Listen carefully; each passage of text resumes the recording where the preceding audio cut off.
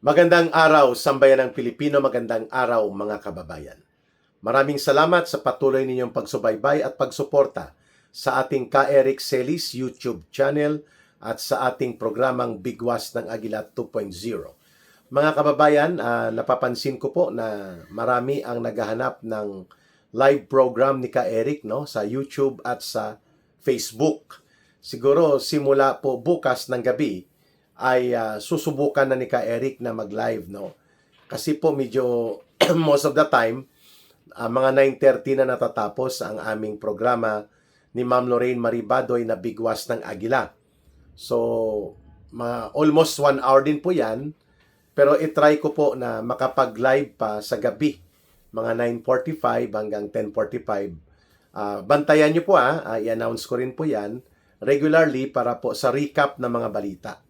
And then dati po nagla-live din tayo in the morning, Nagla-live din tayo mga 6:30 or 6:45 in the morning. Pwede rin po tayo mag-live diyan kahit mga 30 to 40 minutes lang mga kababayan. So susubukan po at pagsusumikapan ni Ka Eric lang din na makapag-live sa YouTube. Ang gagamitin po natin ang ating Jeffrey Ka Eric Celis 2.0. Ang isa po kasi na account ko, hindi yun monetized, Yung Ka Eric Jeff Celis. So doon tayo mag-live sa Jeffrey Ka Eric Celis 2.0. Ayan. So Facebook yon na page at ang ating YouTube channel na Ka Eric Celis YouTube channel.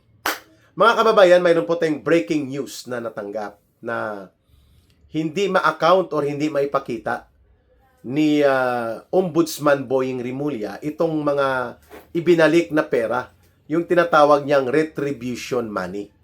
Nitong mga umamin na nangurakot at nagnakaw ng pera, like si Yusek Bernardo, si Regional Director Opulencia, sina Henry Alcantara. Umaabot ito sa mahigit kumulang mga 420 million pesos. At ngayon, inihanap ng ebidensya kung saan ito nakalagak. Ito ba ay nasa custody ng Office of the Ombudsman? May resibo ba ito? Kaninong account ito nakadeposito? Matatandaan natin si Henry Alcantara po umamin na siya ay nagnakaw at nakinabang ng turutudo sa kurakot sa mga flood control scandal and operations ng diskarte ng sindikato sa Bulacan at iba pang bahagi ng Luzon, mga 480 million pesos ang inamin niya na ninakaw niya sa kanyang partida pa lang. Ang isinauli niya dito sa gimmick na retribution money na binabanggit ni Boying Rimulya without the court order at hindi po dumaan extra judicial agreement ni Boying Rimulya ng Ombudsman at nitong mga kawatan na mga involved sa pandarambong ay nagkakaroon sila ng retribution for in favor daw of the government, Pagsasauli, mantakin mo 480 million ang inamin lang ni Henry Alcantara, district engineer ito sa Bulacan Engineering District. Ang isinauli niya 181, meaning may tubo pa siya ng mga 300 million mga kababayan. Hindi niya isinauli ito at pinayagan na siya nila Boying Rimulya, nila Marcos na maging state witness. So si Opulencia, I think mga 80 million or 90 million din ang ibinalik. All in all, according to the estimate and reported to media, mga 420 million po ang retribution money na isinauli di umano sa gobyerno nitong mga umami na mga magnanakaw. Hindi pa natin alam kung nagsauli din itong si dating DPWH Secretary Bunuan ni Marcos, operatiba ni Marcos to, at nila Romualdez sa DPWH. Hindi pa tayo sigurado kung nagsauli siya ng pera kaya siya ginawa na state witness, pero mantakin ninyo, magsasauli ka lang ng 20% or 30%, ang 70% sa pinagnanakaw mo ay nasa sa iyo. Baluktot po ito kasi ang pagbabalik ng mga pera, ang forfeiture ng mga pinagnakawan or fruit of your thievery, ang bunga ng iyong pagnanakaw at ang mga nadambong mo ang nagtatakda sana niyan, korte, upon decision of the court. Pero dito sa imbento ni Boying, wala ito sa batas, retribution in exchange for protection and state witness na offer.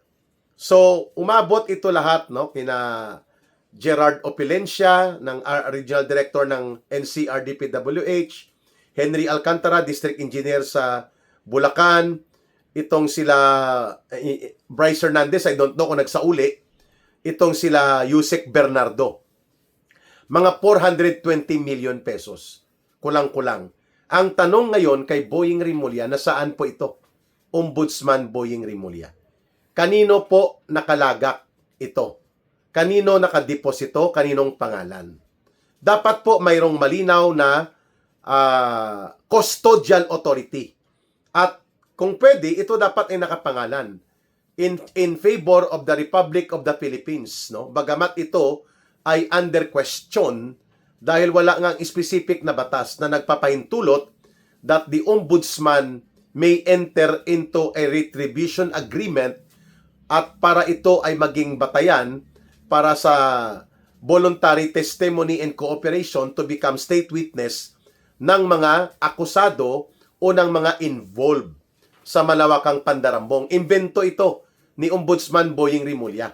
Nagsauli ng pera, 30% lang at the most, ang 70% na nanatili na ninakaw nila at pinagpapasasaan ng kanilang pamilya, and yet ginawa na ni Boying Rimulya na state witness, protektado na at drop from the case na. Yan po ang kaso ngayon ni Bunuan. Mga mahigit 2 billion pesos po ang alleged na nakuha niya dito sa operations nila ni Marcos sa flood control scam pa lamang. Dahil ang anak nito ay isang kontraktor din, dami kontraktor niya, di umano ni Bunuan. So, ang kay Bunuan ay estimated 2 billion ang minimum na kinulimbat nila. At dito naman kay Opilencia, kina Alcantara, kina Bryce Hernandez, kina Bernardo, hindi rin bababa ito sa between 500 million to 1 billion po ang nakulimbat nila at nakurakot mula sa gobyerno na ngayon ay pinapabalik lang sila sa kanila ni Boying Rimulya ang around 25% to 30% lang. Nang ninakaw at dinurobo nila at kinulimbat, okay na sila. Ngayon, hindi lang po yan ang iskandalo, mga kababayan. Ang iskandalo ngayon na tinatanong ng mga mamamayan, nasaan po at kanino nakadeposito, kanino nakapangalan, itong retribution money na umaabot around 420 million pesos. Kasi kung hindi ito tatanungin at hindi ito malinaw at maipaliwanag ni Boying Rimulya kung saan ito, malaki po ang possibility na ito ay napasakamay ng hindi nararapat na maghawak ng tinatawag na retribution money o mga pera na isinauli mula doon sa pinagnanakaw at pinagdambong mula sa kaban ng bayan na ngayon ay pinapalusot ng ombudsman. Yan ang malaking tanong kay Ginoong Boying Rimulya. Ikaw ba ang may custody ng 420 million pesos na retribution money mula dito sa mga ginawa mong state witnesses at ginawa mo sila na protektado ng gobyerno kahit na kokurampot lang ang ibinalik nila sa pinagnakawan nila? Okay. Ngayon, kung hindi ikaw ang may custody nito, nasaan po ang mga pera na binabanggit ng mamamayan, Ginoong Boying Rimulya? Nasaan po ang naturang mga pinagpapasasaan na pera at bakit walang update report?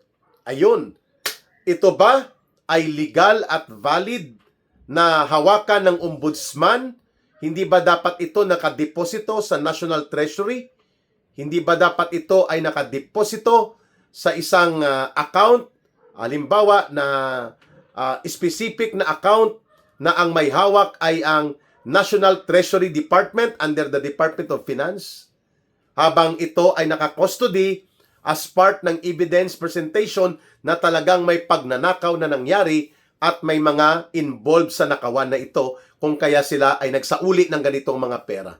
Mahalagang katanungan po ito, Ginoong Boying Rimulya, na hindi mo pwedeng sabihin na ito ay political intrigues. Hindi po ito intriga sa politika. Ito ay malinaw na katanungan ng mamamayan, bakit si Boying Rimulya ay hindi nagre-report kung saan napunta, kanino napunta, at sino ang may custody ngayon nitong halaga na mga 420 million pesos mula po doon sa sinasabi na retribution money. Hindi pa po natin dito pinag-uusapan ang legal merits, ang basis of legality and validity nito mga areglo na ginawa ni Boying Rimulya, sapagkat binabanggit po ito nila Senator Marcoleta, ng mga abogado at marami pang mga legal luminaries that the retribution or the confiscation, the forfeiture, the seizure of properties, resources, and money ng mga magnanakaw sa kabanang bayan ay doon po yan ginagawa sa hatol ng korte, mga kababayan. Hindi po sa diskresyon lamang ng isang tao kagaya ni Boying Rimulya na gumagawa ng sarili niyang diskarte para magawa daw niya na maging state witnesses at mapa-cooperate niya ang mga individual kagaya nila Yusek Bernardo, nila Regional Director Opilencia at nitong nila Henry Alcantara. At syempre, pakinggan natin kung ano naman ang naging offer ni Bunuan, kung bakit ginawa din siyang state witness, no? Mga kababayan, hindi pa natin pinag-uusapan, ulitin ko, ang legal merit of the issue kung valid legally, kasi pwede itong i-challenge sa Supreme Court can the Ombudsman arbitrarily and by his own decision without any clear basis in law magsagawa ng retribution agreement na 20% lang or 25% hanggang 30% ng ninakaw mo na kayamanan ang ibabalik mo? Pwede ba yon? At ang 70% ay i-enjoy at pagpapasasaan at huwag nang gagalawin ng gobyerno pa? Wow! So magnanakaw ka pala ng 500 million, ibabalik mo lang ang 100 million, okay na. Ang 400 million sa'yo na at magtistigo ka na. Magturo ka na kung sino gusto mong ituro. Huwag lang si Marcos Jr., mga kababayan. This is so much of an injustice against the Filipino people.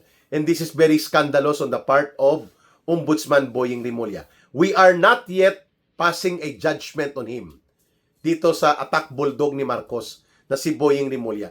We are asking him, saan po, in behalf of the people, Ginoong Ombudsman Boying Rimulya, na saan po itong 420 million pesos na retribution money? Sapagkat marami po ang mga impormasyon na kumakalat na ikaw ang nag-custody nito. Pwede ba yan? Na i-deposito ito sa account mo?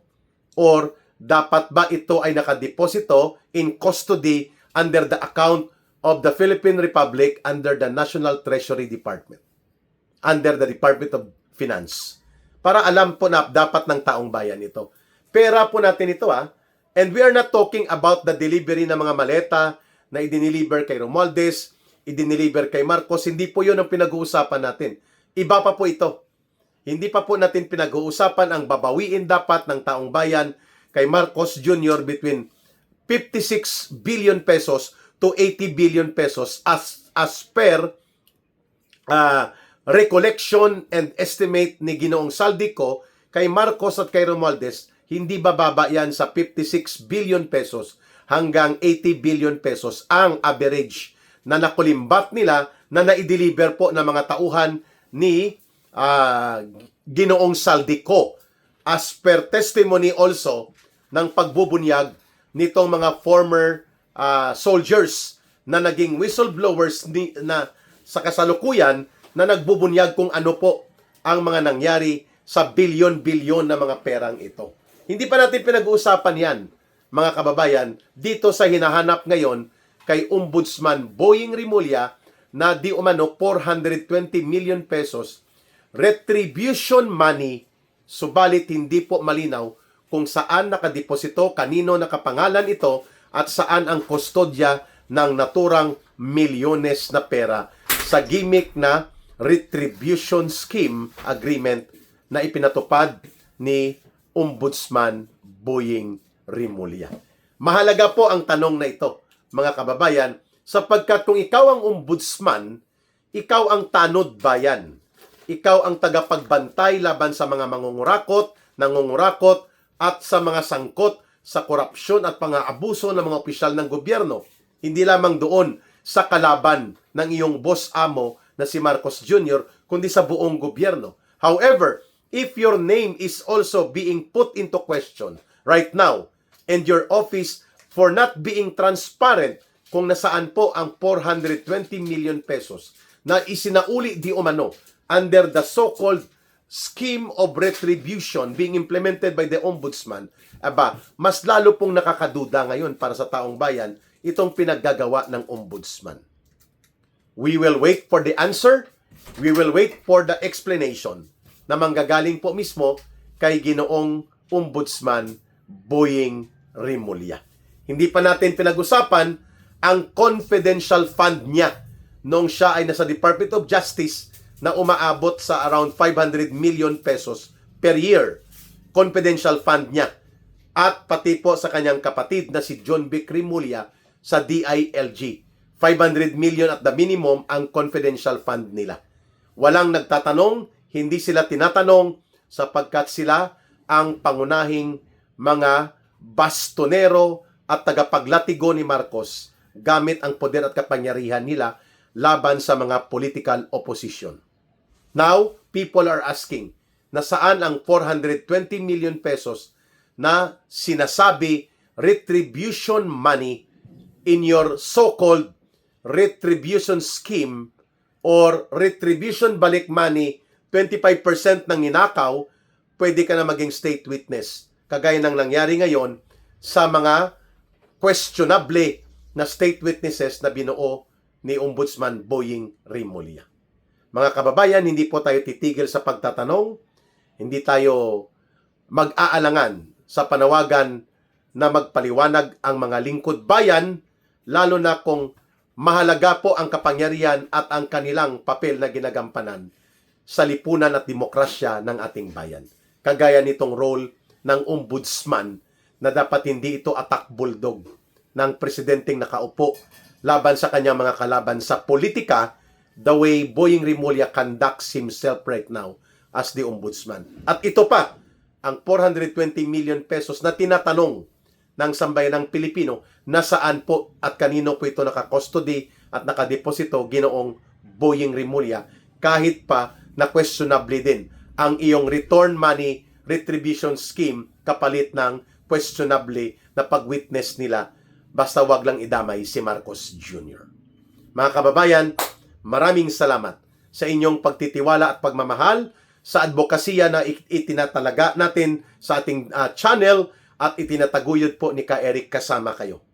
Maraming salamat sa inyong pagtitiwala muli.